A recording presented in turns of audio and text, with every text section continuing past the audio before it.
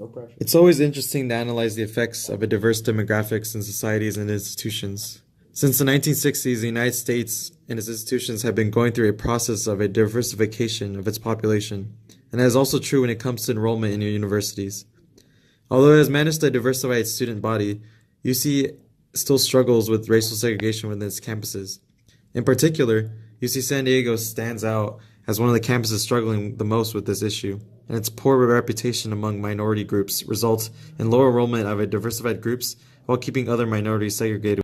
As shown in this table, UCSD's student body's majority is Asian, followed by white Caucasians, and by other minority groups. Its enrollment of African Americans is low even for UC standards, due to its poor reputation as a welcoming institution. As a result, students end up segregating to their own groups. Among other reasons are poor language skills for not feeling comfortable in expressing themselves in English, lack of social skills outside one's culture, overall lack of experience in other multicultural setting, not understanding the benefits of connecting with different cultures.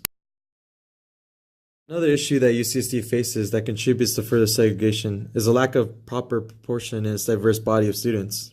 Among the UCs, the institution has one of the smallest rates of admissions of Latinos and African Americans, with much of it being due to UCSD's poor reputation among minorities.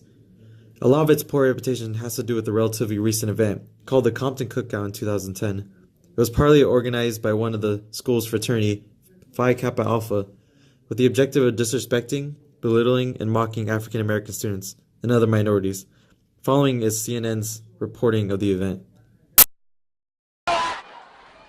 The campus has been a tempest of late, students protesting what some consider racially insensitive incidents, like a student-organized party, inviting participants to dress, quote, ghetto style. Then the discovery of a noose hung in the campus library.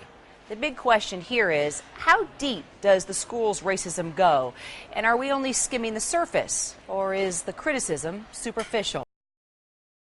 After this event, UCC took drastic steps to correct the problem before allowing its reputation to be further destroyed, such as creation of DEI courses and research centers for minorities.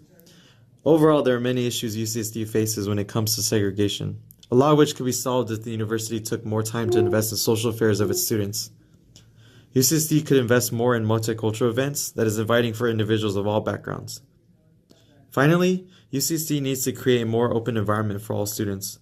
Events such as promoting diversity and intercultural relationships, diversifying its focus beyond STEM majors, and investing more in sports could go a long way in bettering its reputation for students of all backgrounds, reduce segregation with a unifying school spirit, and creating a more welcoming social environment.